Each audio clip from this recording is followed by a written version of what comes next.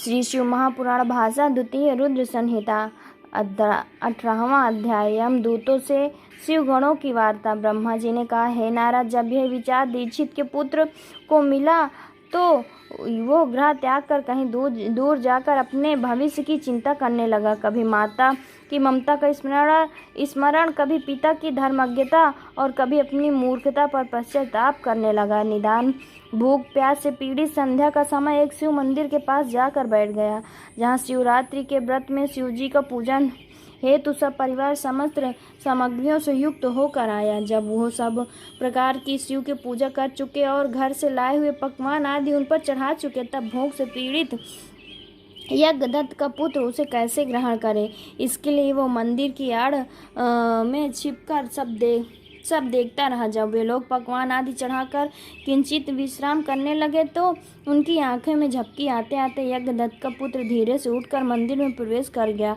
और जो कुछ भोग चढ़ा था सब लेकर चंपत हो गया। किंतु उसी क्षण उसके पैर की धमधमाहट सुनकर सोए हुए लोग जाग उठे और चिल्लाते हुए दौड़ते हुए उसका पीछा किया। नगर के लोगों ने भी उसे खदेड़ा और नगर के रक्षकों ने तो उसे भागते हुए ऐसा मारा कि वो क्षण भर में ही अंधा हो गया। अभी तक उसने उस नैवेद्य को खाया भी नहीं था कि इतने में यमदूत के दूतों ने आकर उसे बांध लिया।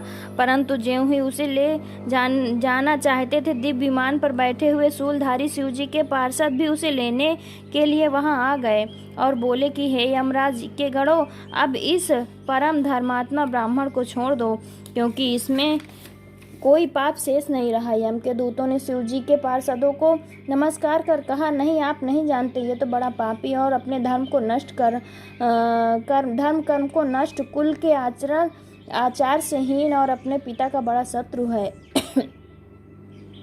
ये देखो, इसने शिवजी का निर्माल्य भी चुराया है।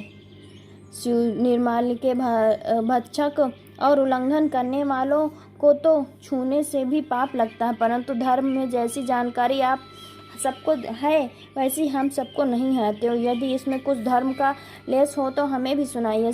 तब शिवजी के किंकर उन पार्षदों ने कहा कि हे यमदूतों, इस यज्ञदत्त के पुत्र ने जहाँ बहुत से पाप किए, वहीं इसने पाप रहित धर्म भी किए हैं। जैसे लिंग के सिर पर गिरती हुई दीपक की छाया को इसने निवारण किया और रात्रि में इसने अपना वस्त्र फाड़कर दीपक में बत्ती डाली।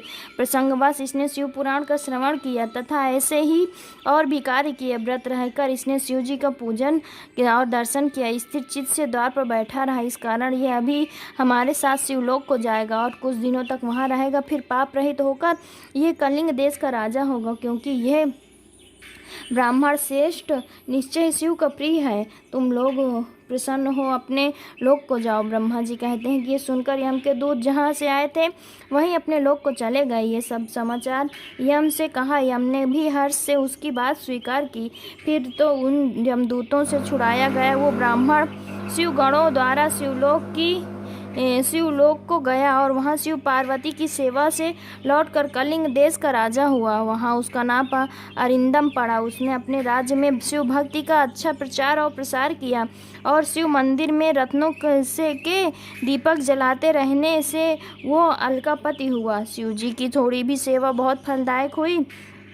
यज्ञदत्त के पुत्र गुणनिधि का बड़ा चरित्र जो सुनेगा उसकी सब कामनाएं पूर्ण होगी और उसे बड़ा संतोष प्राप्त होगा। हे ऋषियों, अब जिस प्रकार देवताओं के सिरमौर शिव जी ने कुबेर से मित्रता की वो आख्यान भी सुनो। इति श्री शिव महापुराण द्वितीय रुद्र संहिता का 18वां अध्याय समाप्त। भक्तजनों, हर हर महादेव, हर हर महादेव।